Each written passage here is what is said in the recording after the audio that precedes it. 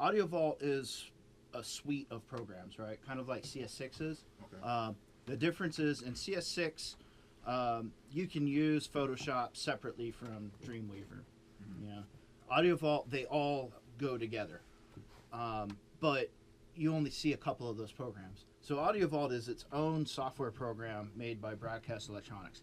Axia has nothing to do with Audiovault as far as software goes. We use them together, but they're made by completely different companies. All the time we hear Audiovault Axia, Audiovault Axia. Axia is a routing system. That's all it is. The software that actually puts you on the air and all that kind of stuff, generating sound, is your Audiovault. PowerGold, the reason I'm getting here, is a completely different program outside of all those two. It's made by a different company. It's just what is used to import the Right. It's just whatever standard somebody decided this is what we're going to use. So what happens though? So PowerGold is it's almost kind of like a Dropbox type thing. You know, they dump a bunch of files into it, and then you use FileZilla and PowerGold to grab all these files, and then there's like 5 Audiovault programs that work together to get that stuff into your servers. A history about Audiovault, it's a really, really old program, and each time they upgrade or they add a new feature, they don't revolutionize the program. They want everybody that these guys have been using it for 10 years, they want it to look the same. So they just write a new program that rides under the surface. So you end up, instead of having this one smooth thing, you have AV import, AV scan, AV merge. You have like 6 different programs, and that's what we're going to get into is knowing where each one of those lives and what each one of those does, so that you can kind of figure out which one of those is maybe wrong.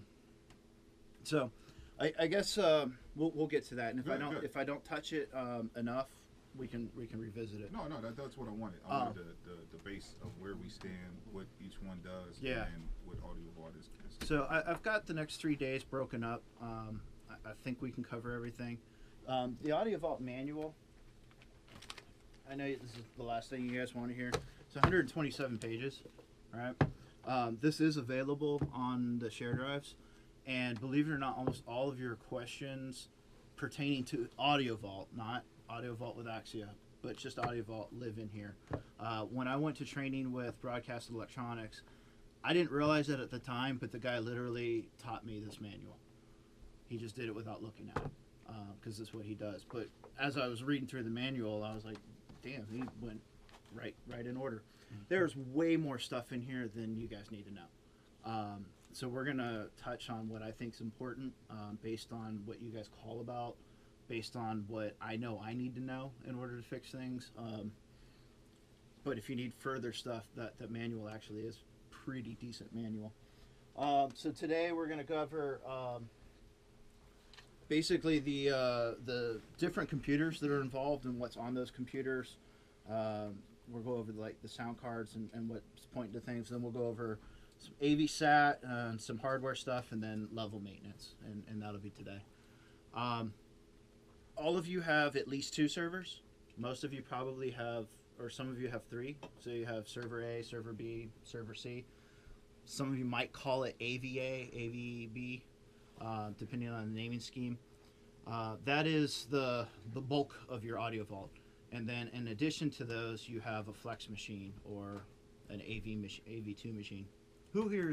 Everybody in here is on flex, right? Mm-hmm. Okay, so the other guys will be on AV2.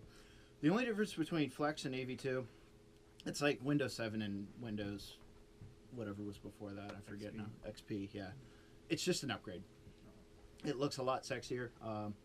They rearranged some of the power that the machine's using so that you can do more with less processing, if that makes sense, so it runs smoother. But the server is where almost everything lives. And in Flex, the A side and the B side are completely separate from each other. They share information, but your Flex A machine relies on server A. So Flex A does not need to see server B at all for any reason. And a lot of the times that's what happens is when we get into look at some of these routes, we're like, okay, where is it looking? And it's looking to B. Well, that's why it's not working. Quick Yeah. So if the flex only looks for stuff on server A, why is it that server A and server B need to be talking to each other in order for the flex to work properly? If server B goes down, it shuts everything. Yeah, it should. It should only be for timing, right? They're- That's the only they're reason why the redundant. server B and Yeah. server A Yeah. talk is just for timing. Because that was the think issue we're that we were different. having back. It was a real big issue that we were having back in November. Server A and server B weren't talking to each other. Right. And because they weren't talking to each other, we weren't allowed. Yes, we could open up Flex. We could drop songs into. We could pot them up and everything like that. But as soon as you pot it up, red square goes around it and flashes red, and won't let you play anything. We can't broadcast anything. The only thing we can do is turn the mic on and speak. That's it. And that was on a Flex A? Yeah. We only have one Flex. If server There's B, a lot of things that could cause that, but it's not because A and B weren't talking. because that's what that's the biggest thing that I've never really understood about how they incorporate with each other. What is the order of operations and how do they work with each other? Okay. Hold on to that, and toward the end of Thursday, if we haven't covered that, we can go back. But I think we'll get to that. I just want to make sure we cover all this other stuff. And that's exactly what I'm going to try to show you guys, is where to look and what should be looking at what. So also in the servers, you've got your NICs. Everybody knows what a NIC is? All right. So there's how many in each server? Do you guys know? It's 2, right? There's 2. That's right. So you have one for Audiovault and one for Axia. All right. So let's actually look at those real quick. So we have a cave. I think you guys are all set up the same. You have KVM on this screen. Then you have this display. If you guys don't know, what you're seeing here is the power station. Okay. And then you have your production machine here. So let's go to server A.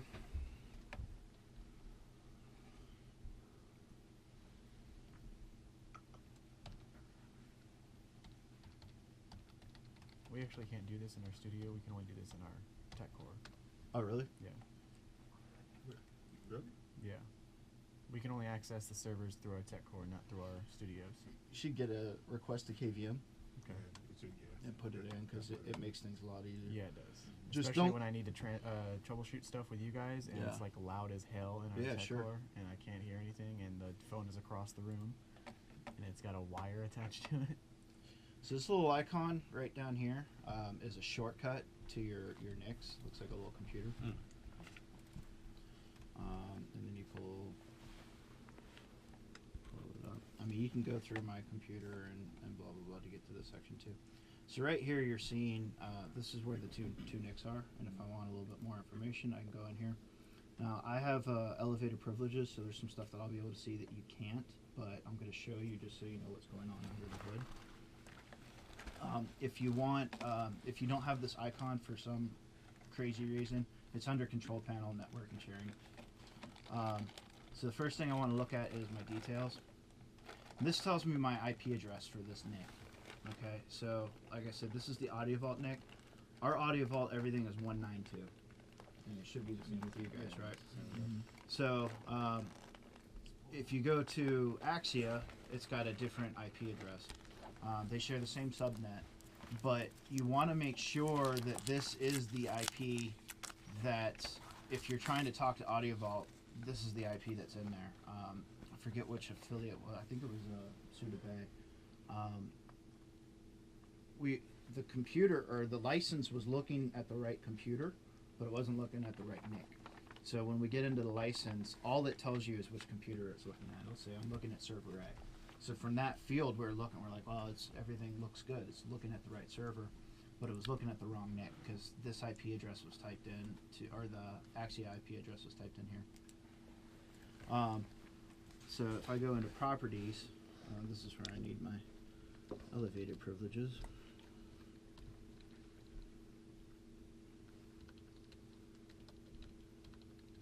I think you guys all have HD accounts, though. No? Okay. No. None of us do. Really? Okay. They took their The most important thing, you guys won't be able to see this, so there's really not a lot of notes, but we don't check this, and everything else is checked. This 6 TCP or IP version 6. We go with 4.